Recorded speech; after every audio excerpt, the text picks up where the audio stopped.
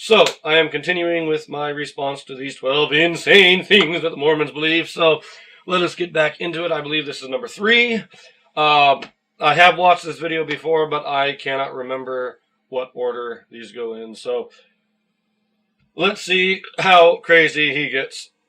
Number 3 things that Mormons believe is that they believe they will get their own planet after they die. Yes, that is correct, ladies and gentlemen. There's all these other planets out in the universe and the star system, and one day God will give you one of those, and you can go be the ruler of that world and really go repopulate. Go be like another Adam and Eve couple. We can just drop as little space colonies all across the world, and you guys can go repopulate that world and maybe have spirit babies all for eternity.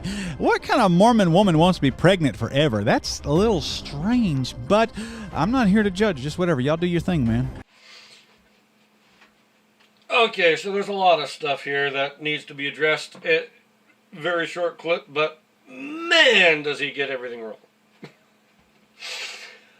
Okay, I want to just read this here.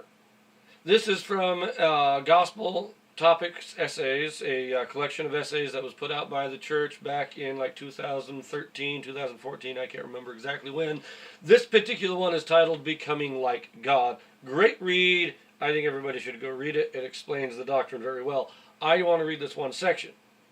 This is titled, How Do Latter-day Saints Envision Exaltation? Now, just to make sure things are clear, to the LDS, to the Latter-day Saints, we use the term exaltation to refer to the highest glory in heaven. The highest you can attain, which is the life that God himself lives. He is an exalted being, and we can become an exalted being. And how do we envision being exalted? How do we envision this exaltation that we believe is possible to attain? I like this here. This is what it says. Since human conceptions of reality are necessarily limited in mortality, religions struggle to adequately articulate their visions of eternal glory. As the Apostle Paul wrote, Eye hath not seen, nor ear heard, neither have entered into the heart of man the things which God hath prepared for them that love him. These limitations make it easy for images of salvation to become cartoonish when represented in popular culture. For example, scriptural expressions of the deep peace and overwhelming joy of salvation are often reproduced in the well-known image of humans sitting on their own clouds and playing harps after death. Latter-day Saints' doctrine of exaltation is often similarly reduced in media to a cartoonish image of people receiving their own planets. Now, I will read, there's 2 more paragraphs to this, but I just want to point out that that's exactly what this idea is. The doctrine does not state you'll receive your own planet. No, we'll be like God. God created this planet. He created worlds without number. And if we're like God, we will have the power to create worlds. It's not this idea that, there's all these planets out there and eventually God's going to give you one of them and you can become like Adam and Eve. No. First of all, Adam and Eve were mortal. We're going to be immortal. We're going to be resurrected, exalted beings. Not an Adam and Eve. That's beyond cartoonish. That's just... But it's not that God's created all these planets and he's going to give us one. It's that we will have the power to create our own planets. And not just one planet, but like God, creating worlds without numbers. So let us read these last 2 here.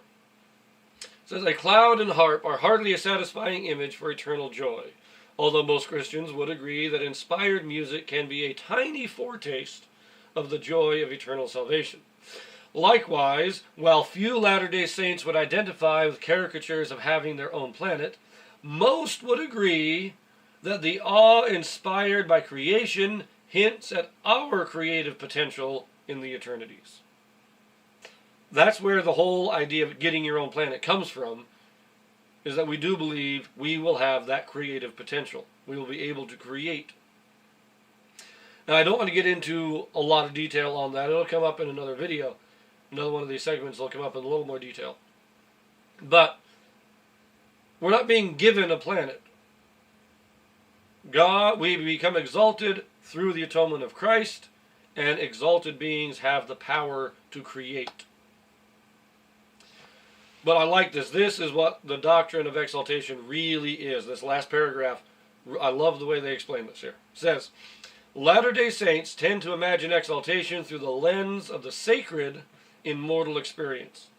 They see the seeds of godhood in the joy of bearing and nurturing children and the intense love they feel for those children, in the impulse to reach out in compassionate service to others, in the moments they are caught off guard by the beauty and order of the universe, in the grounding feeling of making and keeping divine covenants. Church members imagine exaltation less through images of what they will get, and more through the relationships they have now, and how those relationships might be purified and elevated. As the scriptures teach, that same sociality which exists among us here will exist among us there, only it will be coupled with eternal glory, which glory we do not now enjoy.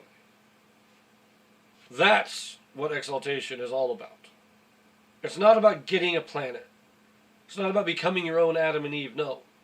It's about our families and relationships in this life being exalted in glory and perfection.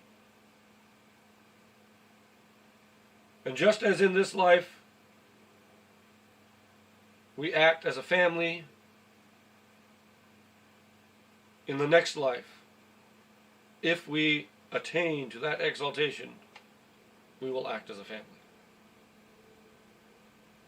This is my response to his third point. So if you are enjoying it, like, subscribe, and tune in for the next videos. I will say I might have to be going out of town in another day or two, so there may be a few days pause between videos. Anyways, have fun. See you in the next video.